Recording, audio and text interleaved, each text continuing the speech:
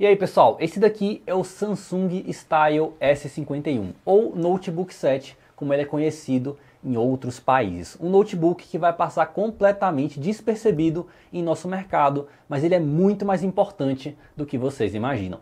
Até outro dia, pessoal, se você quisesse comprar um notebook mais leve, mais compacto, aí na casa das 13 polegadas, você basicamente tinha dois grupos de preço para escolher. Ou você gastava aí pouca coisa, assim na casa dos R$ 1.500, naquelas máquinas bem basiconas, que tem um Celeron ou um Atom, tipo o Samsung Flash da vida, ou você gastava entre 5 mil e 10 mil reais, ou até bem mais, em um ZenBook, um MacBook Air, um Dell XPS, enfim, que são máquinas mais premium, com uma construção melhor, uma tela melhor, um teclado retroiluminado, muito superior à categoria de R$ 1.500, mas também extremamente mais caros. Eu gosto de chamar essa categoria de ultra finos premium.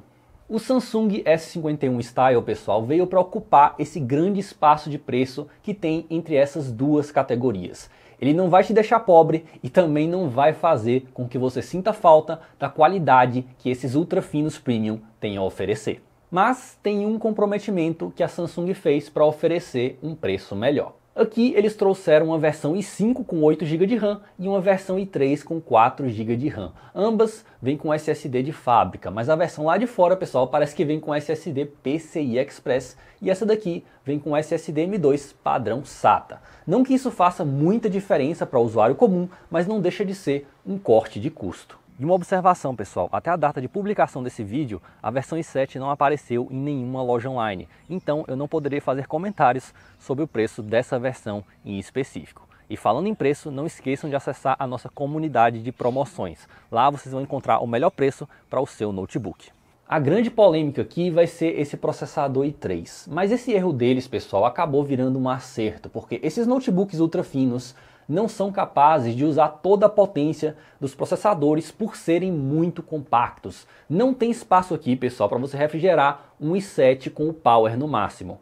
O que acontece na prática é que os fabricantes colocam o i7 mais assim para atrair o consumidor leigo, que sempre acha que i7 é a mesma coisa aí de uma máquina super potente, né, a mais potente no mundo. Mas na prática, os fabricantes colocam o i7 por marketing, pessoal. Eles colocam o i7 e aí limitam a potência desse i7, já que aqui dentro não tem espaço para refrigerar. E além disso, o público que compra esse tipo de máquina não costuma precisar de um processador super potente. Eu tenho usado a versão i3 nas últimas 3 semanas com o meu notebook principal, usando aí bastante Excel, bastante Chrome com até 10 abas abertas e mesmo sendo um i3 com 4 GB de RAM, rodou muito bem, pessoal. Como ele tem um SSD e esse i3 aqui é mais ou menos equivalente ao i5 e o i7 da 7ª geração da Intel, não faltou desempenho para tarefas básicas. Esse processador é mais que o suficiente para o uso básico, mas as pessoas tendem a fugir do nome i3 e acham que i7 é sinônimo de desempenho, né? E i3 sinônimo de lentidão.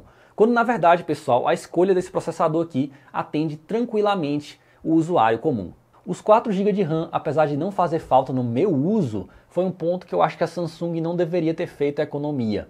Não iria adicionar tanto custo assim à máquina, adicionar mais 4 GB de RAM e ficar com 8 GB de RAM igual à versão i5. E aí ia ter uma folga a mais para o usuário. Se esses pontos relacionados ao desempenho não são um problema para você, o restante desse notebook vai ser equivalente aos mais caros. No restante dos aspectos, essa máquina não deixa a desejar em relação a um ZenBook da vida. A tela é IPS Full HD com qualidade acima da média, cobrindo quase 100% da escala sRGB. Ela não é fosca, que para mim é um ponto positivo. Eu prefiro telas, pessoal, que não são foscas, que eu acho que a imagem fica melhor. Mas tem gente que prefere telas foscas, né, por causa aí, né, do reflexo, né, que ele fica dando na tela em determinados ambientes. E ele também tem um brilho acima da média. O corpo dele é todo em metal, ele é muito bem construído, o design é super simples, ele é muito portátil e quem olhar esse notebook de perto, pessoal, vai dizer que ele custa mais que 5 mil reais, com certeza. Ele pesa só 1,2 kg, pessoal, é uma máquina bem leve para você levar por aí e a fonte também é bem pequena. Já o touchpad não é dos maiores, já que não sobra muito espaço aqui para você colocar, né, um touchpad maior. Mas ele tem uma textura ok, tem um clique bom, leve e suporta os drivers de precisão do Windows. Na conectividade, pessoal, ele é bem simples, bem completinho. Ele tem uma porta para cartão microSD, duas portas USB 3, ele também tem a porta do seu fone uma porta USB-C que infelizmente não suporta aí vídeo e também uma porta HDMI, bem melhor que um MacBook Air. Para uma máquina desse tamanho, eu achei que os alto-falantes têm uma qualidade acima da média, mas infelizmente eles são localizados na parte de baixo, né? Bem que a Samsung poderia ter se inspirado no MacBook Air e colocado os alto-falantes do lado do teclado. Por dentro, assim como outros notebooks compactos, não tem muito o que fazer. O único upgrade que você tem aqui disponível é o do SSD. E como eu já falei, ele vem com um SSD M2 padrão SATA. Fiquem atentos que tem algumas lojas que estão divulgando que ele tem 2 slots M2, pessoal, mas ele só tem um. E como vocês podem ver, a bateria ocupa quase todo o espaço interno. É uma bateria de 55 Wh, pessoal. É uma boa capacidade para uma máquina desse tamanho e com uma configuração dessas. No meu uso, ele me deu aí entre 7 e 9 horas de duração, pessoal. Um notebook que segura aí o dia todo sem carregar. E uma dica para quem quiser abrir, lembre que os parafusos ficam escondidos embaixo dos pés de borracha. Só depois que você remove esses parafusos que você vai conseguir tirar a tampa, tá? E essa tampa aqui, pessoal, é um pouquinho difícil de remover.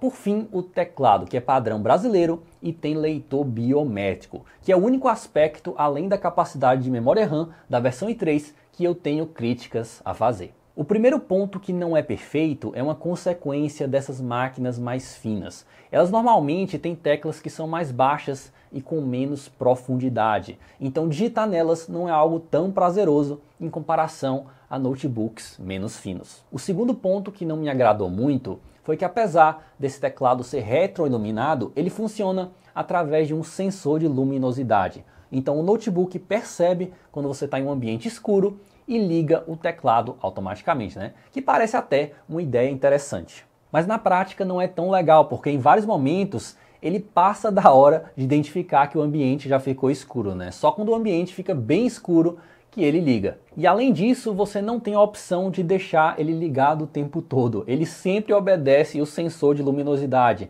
Então se você liga a iluminação e ele percebe que o ambiente está claro, ele desliga em seguida. A solução que eu encontrei foi colocar um pedacinho pequeno de fita isolante para cobrir o sensor, que fica aqui do lado da webcam. Aí você escolhe, né, se você deixa o teclado ligado o tempo todo ou se deixa desligado o tempo todo. Por fim, minha última crítica ao teclado é que ele encosta na tela quando você fecha o notebook. Então toda a sujeira do teclado passa para a tela, pessoal. Isso também acontece no ZenBook, se eu não me engano. Então é recomendado que você coloque aí alguma coisa entre a tela e o teclado para evitar que isso aconteça, né? E até que a tela seja arranhada. Apesar dos detalhes que eu mencionei, eu gostei tanto desse notebook, pessoal, que ele virou minha máquina principal que eu levo por aí para trabalhar. A bateria nunca me deixa na mão e a portabilidade não pesa nas minhas costas. Eu já testei tanto o ZenBook como o Dell XPS, pessoal, e sinceramente eu não achei que o S51 fica devendo muito em relação a eles. A grande questão aqui, como eu falei no início, é o preço, principalmente a versão i3, né? É uma grande diferença de preço para pouca diferença em funcionalidades. Se você está em busca de um notebook mais portátil, com bom acabamento, teclado retroiluminado, boa tela, SSD de fábrica e bateria de longa duração, o Samsung S51, pessoal, é o melhor custo-benefício do mercado atualmente, principalmente aí a versão i3, que fica por volta dos R$3.000 e até menos em promoções com cashback. Já a versão i5 é consideravelmente mais cara, mas ainda assim é mais barata que os concorrentes. A Samsung acabou com essa história de que todo ultrafino premium precisa custar mais do que R$5.000.